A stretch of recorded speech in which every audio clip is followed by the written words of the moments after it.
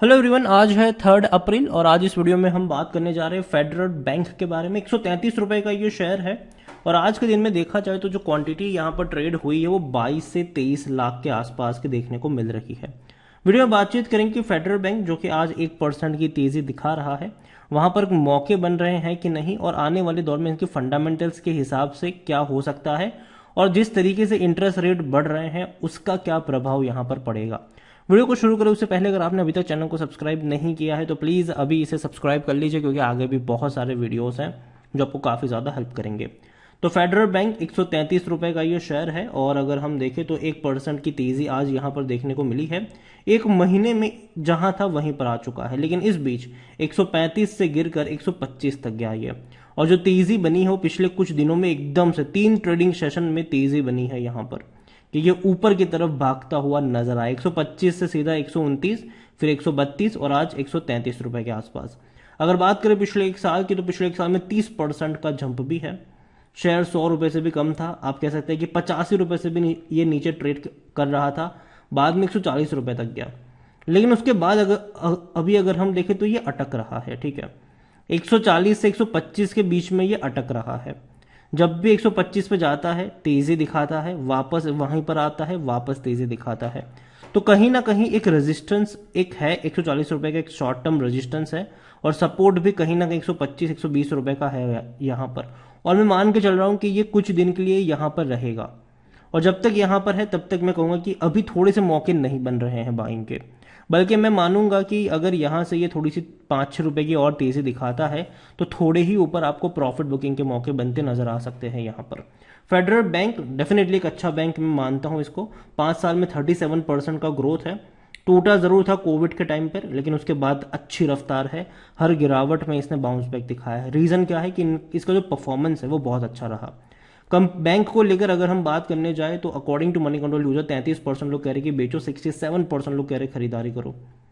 ICICI direct कह रहा है बाई करो, 165 का टारगेट है। एचडीएफसी सिक्योरिटीज कह रहा है बाई करो, 175 का टारगेट है। मोतीलाल ओसवाल कह रहा है बाई करो, 170 रुपए का टारगेट है। प्रभुदास लीलाधर कह रहा है बाई करो, 175 रुपए का टारगेट है। एमकी ग्लोबल कह रहा है बाई करो, 185 रुपए का टारगेट है। और अगेन मैं कह दूं कि ये जो टारगेट्स होते हैं वो 1 साल के टारगेट्स होते हैं, तो ये ना माना जाए कि ये अभी के अभी अचीव हो जाएंगे। इसको टाइम लगेगा, लेकिन तब तक कुछ गिरावट भी दिखाएगा, कुछ तेजी भी दिखाएगा। डिविडेंड की अगर हम बात करें तो पिछले साल इसने अच्छा पे किया था डिविडेंड, ₹1.80 का पे किया था, जो कि 2021 के 70 पैसे से तो अच्छा ही है। हालांकि 2020 में कोविड के टाइम पे इसने डिविडेंड पे नहीं किया था।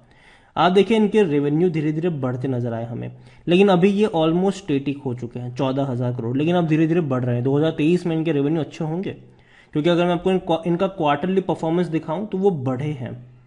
आप देखिए 4,000 करोड़ था, फिर अभी ये लास्ट क्वार्टर में 5,265 करोड़ का इनका रेवेन्यू रहा है, जो कि बेहतर है। और सबसे अच्छी बात प्रॉफिट में बहुत बड़ी तेजी है। जो प्रॉफिट 500 करोड़ के हुआ करते थे आज 850 करोड़ तक पहुंच चुके हैं। मतलब अच्छी तेजी ये जरूर दिखा रहा है, या आप कह सकते हो कि अच्छी तेजी यहां पर देखने को मिल रही है इनके रेवेन्यू और प्रॉफिट में। लेकिन हाँ, अभी इनसे एक्सपेक्टेशन बढ़ चुकी है। अभी हम ये मांग के चल रहे कि भैया ऐसे ही रिजल्ट्स आने वाले कुछ क्वार्टर्स में होने चाहिए। हालांकि मैं मानता हूं कि मार्च क्वार्टर में अच्छे रिजल्ट्स आएंगे, लेकिन उसके बाद क्या, उसके बाद क्या? क्योंकि जो इंटरेस्ट रेट बढ़े हैं उसका जो असर आपको दिखेगा वो जून क्वार्टर में दिखेगा, सितंबर क्वार्टर में दिखेगा, दिसंबर क्वार्टर में दिखेगा। मार्च में आपको उतना ज्यादा नहीं दिखेगा, ये आपको उसके बाद दिखना शुरू होगा। यहां पर फेडरल बैंक की अगर हम बात करने जाए तो इनके प्रॉफिट्स डेफिनेटली बहुत तेजी से इंक्रीज हो, ये बहुत अच्छी बात है। 1,965 करोड़ का प्रॉफिट था लास्ट फाइनेंशियल ईयर में, जो कि अब तक का सबसे हाईएस्ट था। और 2023 में इससे ज्यादा बड़ी कैंडल्स देखने को मिलेगी। लेकिन फाइनेंशियल ईयर 2024 ये बहुत ज़्यादा इंपॉर्टेंट हो जाता है।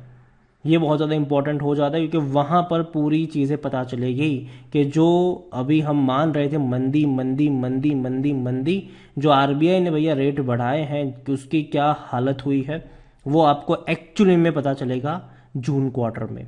मार्च में अभी भी पता नहीं चलेगा। मार्च के जो रिजल्ट्स आएंगे अभी मार्च के आएंगे वो अच्छे आएंगे, बहुत सारे बैंक्स के अच्छे आएंगे, बहुत सारी कंपनियों के अच्छे आएंगे, लेकिन एक्चुअली में जो रियल जो अफेक्ट है वो आपको जून क्वार्टर में पता चलेगा। फेडरल बैंक अगर हम बात करें इनके बारे में तो यहाँ पर जो पी रेशो 10 का है, सेक्टर पी 20 का है, सस्ता अभी भी है ये। 86% एनालिस्ट कहते हैं खरीदारी करो। यहाँ पर अगर हम बात करेंगे शेयर होल्डिंग की, तो शेयर होल्डिंग में जो प्रमोटर के पास होल्डिंग कुछ भी नहीं है, कोई बड़ा ऐसा प्रमोटर यहाँ पर है ही नहीं, लेकिन म्यूचुअल फंड से लेकर डोमेस्टिक इंस्टीट्यूशन के से लेकर एफआईज बहुत बड़ी क्वांटिटी में है। 32.40% की होल्डिंग म्यूचुअल फंड्स लेकर बैठे हैं।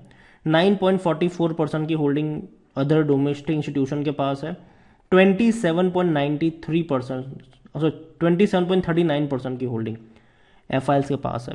रिटेल और अदर की मिलाकर बनती है होल्डिंग 30.76%, जिनमें से रिटेल इन्वेस्टर्स 14.11% की होल्डिंग लेकर बैठे हैं। और बड़े बड़े म्यूचुअल फंड्स डेफिनेटली अपने पोर्टफोलियो का बहुत बड़ा जो एलोकेशन है वो उन्होंने किया हुआ है फेडरल बैंक में।